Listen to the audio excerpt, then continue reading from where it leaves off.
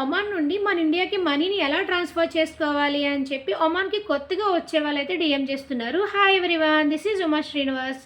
ఒమాన్లో మనం మనీని ఎక్స్చేంజ్ చేసుకోవాలంటే 2 వేస్ ఉంటుంది. ఫస్ట్ వన్ వచ్చేసి మొబైల్ బ్యాంకింగ్, సెకండ్ వన్ వచ్చేసి మనకి మనీ ఎక్స్చేంజ్ అనమాట.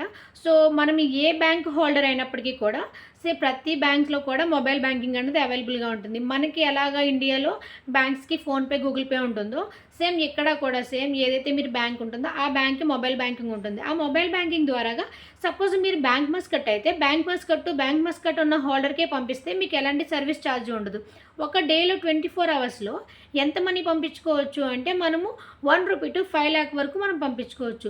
సెకండ్ వన్ వచ్చేసి మనము బ్యాంక్ మస్కట్టు సపోజ్ అనదర్ బ్యాంక్ హోల్డర్కి పంపించామనుకోండి, మనకి 2 రియల్ ట్యాక్స్ సర్వీస్ అయితే పడుతుంది. అప్ టు మనం 5 lakh వరకు ఎంత పంపించుకున్నా 2 రియల్ అయితే మనకి పడుతుంది. అంటే ఇండియన్ రూపీస్లో క్లోజ్ టు 500 రూపీస్ అయితే నియర్లీ పడుతుంది అనమాట.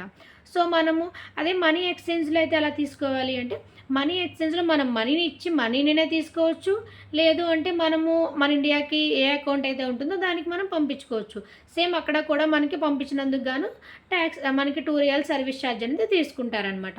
మనకి షాపింగ్ మాల్స్లో ఆర్ ఎయిర్పోర్ట్స్లో ప్రతి ప్లేసెస్లో కూడా మనకి మనీ ఎక్స్చేంజెస్ కనిపిస్తూ ఉంటాయి. ఇది ఎవరైతే ఒమాన్కి కొత్తగా వస్తున్నారో వాళ్ళకైతే ఈ వీడియో చాలా హెల్ప్ఫుల్ అవుతుంది.